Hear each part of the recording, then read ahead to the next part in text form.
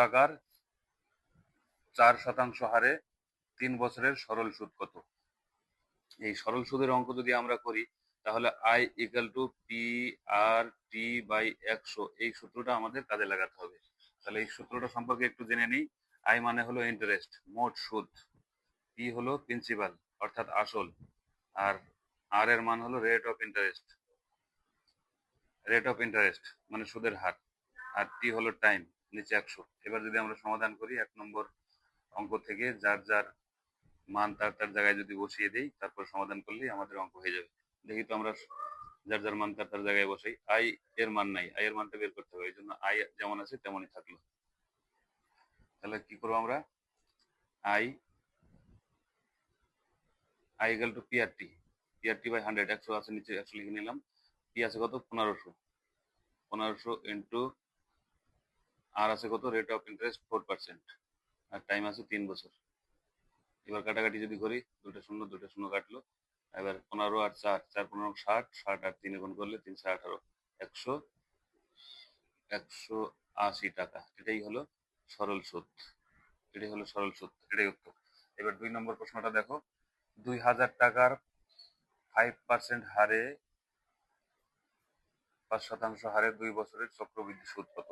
আমরা যদি চক্রবৃদ্ধি সুদ করি, যারা প্রাথমিক স্তরে এবং অঙ্কের দুর্বল আছি, তারা যদি আমরা চক্রবৃদ্ধি সুদ করি, সুদের অঙ্ক করি, তাহলে একটা মুখস্থ গদের মতো প্রথমে করতে পারো। যারা বুঝতে পারো না, আসলটাই আগে লিখে নেবে। এখানে কত আছে? আসল 2000 টাকা। আসল 2000 লিখে নিলাম, এটা হয়ে গেছে। 2000 টাকা আসল আছে, 2000 টাকা লিখে নিলাম, কোন চিহ্ন দিলাম। এবার কি আছে? 5%। 5%টাকে এমন ভাবে লিখবো, 5-এর সঙ্গে 100 যোগ করলে হয় 105। 105 লিখলাম উপরে, নিচে 100। 105/100 দুইবার লিখবো, কারণ 2 বছরের চক্রবৃদ্ধি সুদ চেয়েছে, ওই জন্য দুইবার লিখবো। 105/100 দুইবার লিখলাম। এবার আমরা কাটাকাটি করলে বা অর্থাৎ সমাধান করলে যে মানটা পাবো সেটা কিন্তু সুদ নয়, সেটা পাবো সুদ আসল।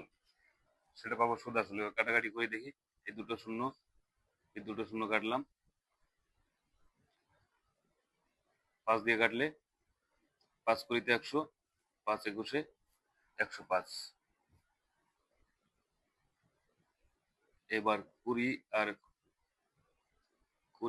কেটে গেল। এবার থাকলো 105 আর 21।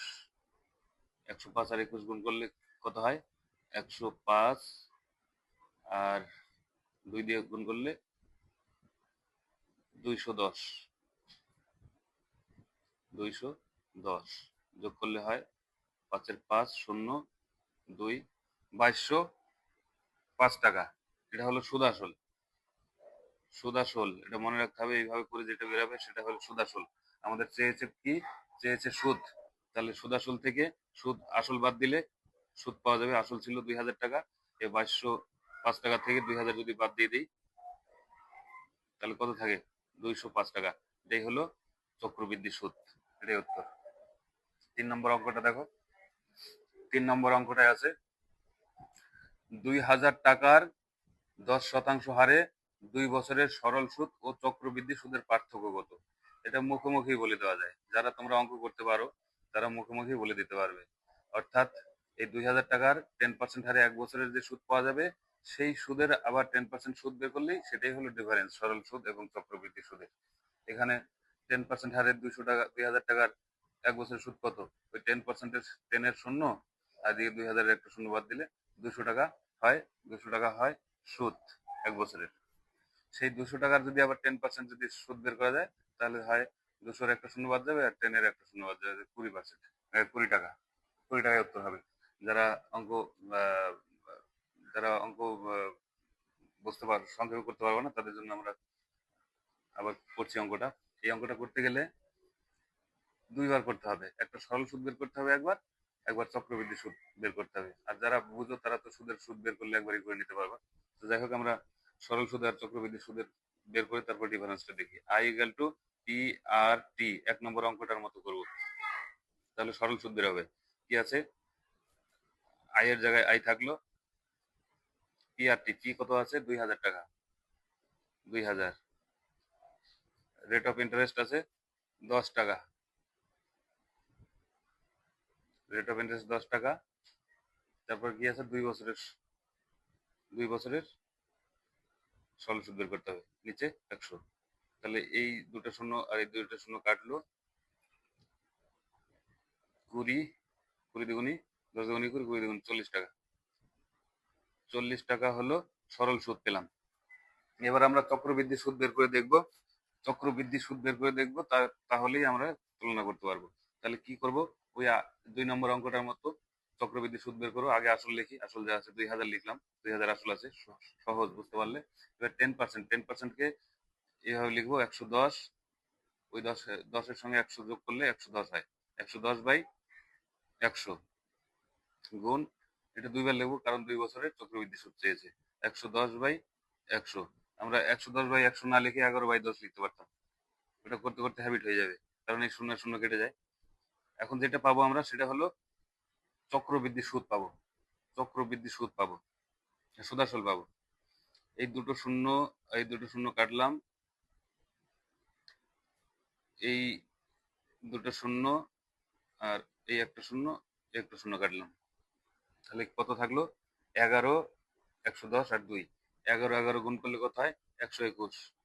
121 আর একটা শূন্য বসাই দিলাম, 100, 1210 গুণ 2, 1210 গুণ 2 কত হয়, 2420। 2420 টাকা। এটা হলো কি, এটা 2420 টাকা হলো সুদ আসল। 2420 টাকা সুদ আসল। তাহলে আসলটা যদি এখানে বাদ দিয়ে দিই, 2000 টাকা, 2000 টাকা বাদ দিয়ে দিলে থাকে কত, 420 টাকা। এই 420 টাকা হলো চক্রবৃদ্ধি সুদ। আর 420 টাকা হলো চক্রবৃদ্ধি সুদ। আগে একটু ভুল করেছিলাম, এখানে 400 টাকা হবে। এখানে 2000, একটা শূন্য থাকবে, 20, 20, 20 10-কে 200, 200 দুগুণ 400, এখানে 400 হবে, এখানে 400 হবে। আর এখানে বের করলাম 420 টাকা।